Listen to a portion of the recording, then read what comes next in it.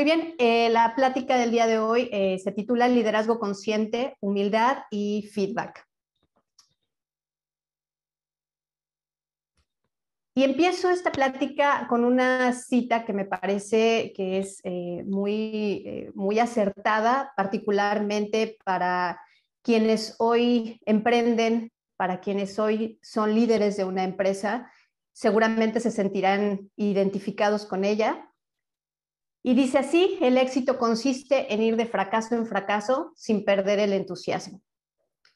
Esta frase se le atribuye a Winston Churchill.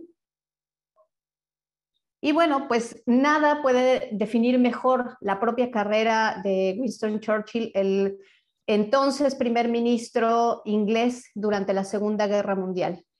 Su carrera fue precisamente marcada por fracaso tras fracaso tras fracaso.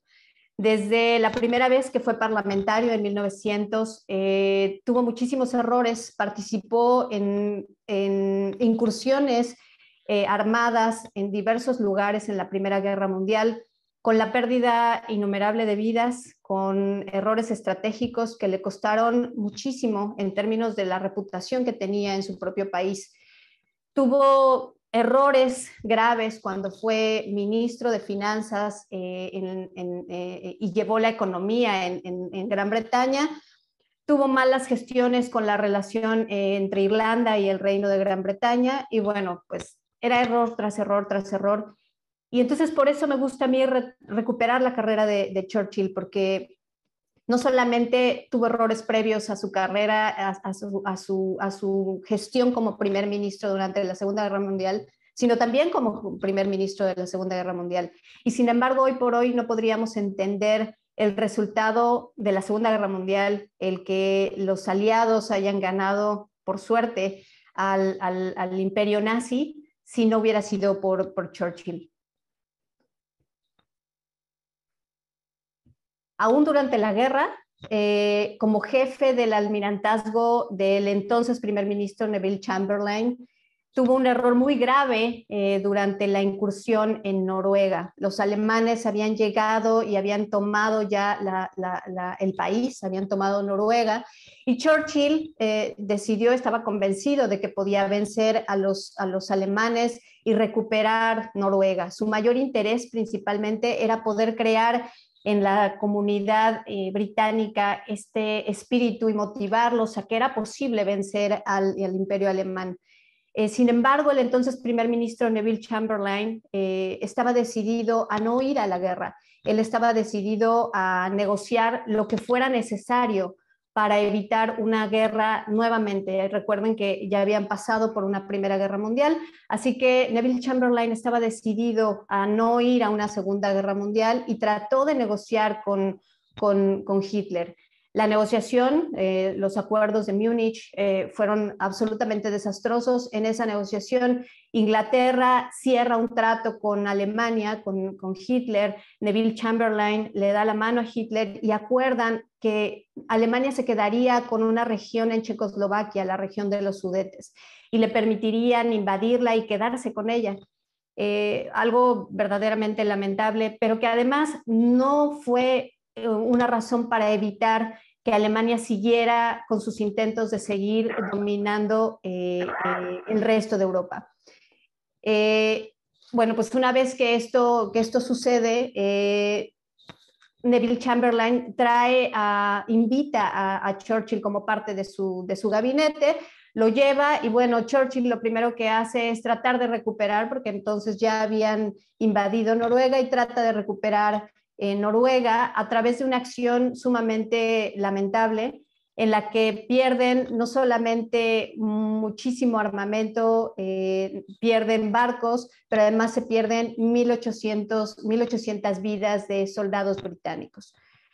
Su actuación solo sirvió para empeorar las cosas, y algunos historiadores han señalado que Churchill cambiaba constantemente de opinión, intervenía en las decisiones de sus almirantes y los exasperaba, ¿no? Los exasperaba porque ya se estaban tomando decisiones, y entonces él entraba a los cuartos de guerra y daba su opinión y cambiaba los planes. Y bueno, pues esto sucedió en el caso de Noruega y bueno, pues el resultado fue desastroso. El historial de Churchill fue tan malo que incluso fue visto como un indicador negativo para nombrarlo primer ministro. Sin embargo, literalmente la Gran Bretaña se había quedado sin opciones, así que bueno, pues lo invitan como primer ministro. Sin embargo, sus advertencias sobre Hitler, dados todos los fracasos que había tenido previamente, son incluso vistas por sus oponentes en el Parlamento como una evidencia de que los nazis probablemente no eran tan peligrosos como Churchill aseguraba. Voy a seguir con la historia de Churchill porque tiene mucho que ver con lo que vamos a hablar el día de hoy. Sin embargo, quisiera continuar señalando que para ustedes, para quienes estamos en el mundo de los negocios, normalmente queremos que las cosas se muevan. Tenemos una idea, tenemos una dirección, tenemos planes, creamos estrategias y sin embargo, a veces parece ser que esto no es suficiente. De eso se trata el liderazgo consciente. El liderazgo consciente es un proceso mediante el cual un líder se vuelve radicalmente responsable, consciente de sí mismo y se enfoca en construir una cultura del nosotros por encima de una cultura solamente del yo. ¿Cómo podemos lograr esto? ¿Qué necesitamos nosotros como líderes para poder avanzar y convertir nuestro liderazgo en un tipo de liderazgo consciente? Y para poder comenzar, para poder responder a esto, necesitamos responder una primera pregunta, que es, ¿en dónde estoy? Ahí se me quedó trabado. No sé si me siguen escuchando, perdonen, porque me parece que tengo mala conexión. No, sí, te escuchas. Está la lámina que dice liderazgo consciente, We Over. Te agradezco muchísimo, Yudiel, es que me aparecía ahí que no me estaban escuchando. Muy bien. La pregunta que hay que responder entonces es, ¿en dónde estoy? Y para responder a esta pregunta, simplemente la herramienta es muy sencilla, es una línea. Esta línea nos va a indicar en dónde estamos. Cuando alguien está por encima de la línea, estamos sobre la línea y hacia abajo de la línea estamos debajo de la línea. ¿Qué significa esto? Aquellos que están sobre la línea ven la vida debajo de la línea, ven la vida a través del lente de una víctima. Siempre está interpretando la vida como me sucede solo a mí, lo que me pasa a mí. Para quienes están por encima de la línea, piensan en la vida como en algo que está sucediendo alrededor de mí, pero no solamente contra mí. Las personas que están encima de la línea, los líderes que están por encima de la línea, son abiertos, son responsables y particularmente están comprometidos con el aprendizaje. Las personas que están por debajo de la línea son personas que están cerradas. Perdónenme. Ahí me escuchan, ¿verdad? Es que horror. No puedo escucharlos bien. Entonces, de repente me aparece pausado. Una disculpa. Okay. Pero todo bien, ¿eh? Todo bien. Gracias. Si me dejan de escuchar para no estar yo interrumpiendo, pónganme un mensajito ahí nada más y díganme que no me escuchan o algo para que ya no tenga problemas porque me aparece friseada, congelada mi pantalla. Muy bien, las personas debajo de la línea son cerradas, se encuentran a la defensiva normalmente, no reciben la crítica de manera abierta y están comprometidos con tener la razón, no con el aprendizaje, sino con siempre estar ellos en dominio o en control de la razón. Las personas por debajo de la línea consideran que en su vida nunca hay suficiente.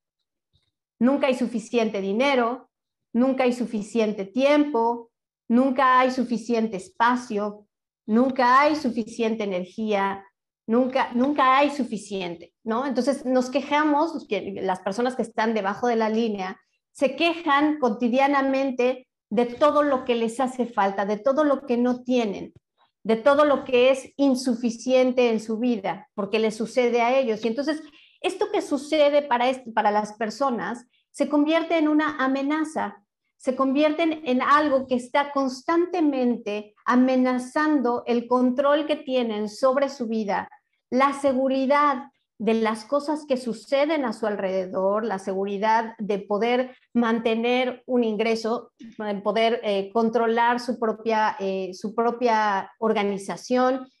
Y también es una amenaza al reconocimiento que ellos esperan recibir de parte de la sociedad, al reconocimiento de que lo están haciendo bien, de que las cosas van muy bien y de que todo está perfecto. Entonces, todo en ellos, en quienes están debajo de la línea, se convierte en una amenaza. Entonces, si alguien se acerca a hacer una crítica constructiva, si alguien se acerca a conversar sobre un tema que preocupa, los líderes que están debajo de la línea consideran esto o ven esto como una amenaza y ven a esta persona como un enemigo y no como un aliado. Por el contrario, para aquellos que están por encima de la línea, el mundo gira de manera totalmente diferente. Las personas que están por encima de la línea tienen una gran curiosidad, están muy interesados en escuchar, en aprender del resto. Han entendido, quienes están sobre la línea, que es posible aprender de todos los demás, que todos los demás pueden convertirse en nuestros aliados, aún quienes consideramos nuestros adversarios. Las personas que están por encima de la línea consideran que se puede aprender de todos y que todos nos pueden permitir hablar sin discutir, nos pueden permitir buscar soluciones y nos permiten buscar soluciones a los problemas que estamos enfrentando. Entonces, una vez más, la pregunta es, ¿dónde estoy? Y la respuesta es simplemente, la herramienta para saberlo es simplemente una línea. Y entender si estoy debajo de la línea o estoy por encima de la línea.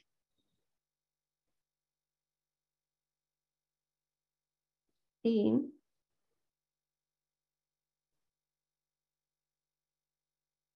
Muy bien, y esta parte es muy importante, bueno, ya me la brinqué porque le di un clic de más, pero es muy importante, ¿por qué? Porque nos habla de aprender de todos, y aquí entramos a los dos pilares que tienen que ver con la plática del día de hoy. Hay muchísimo más, pero los dos pilares tienen que ver, por un lado, con la humildad, y por el otro lado, con el feedback, y vamos a hablar más sobre eso en unos momentos. La siguiente pregunta que hay que hacernos entonces, una vez que ya pudimos ubicarnos, ¿dónde estamos ubicados? ¿Encima de la línea o debajo de la línea? Ahora que necesitamos definir dónde queremos estar. ¿Queremos estar por encima de la línea o queremos estar por debajo de la línea?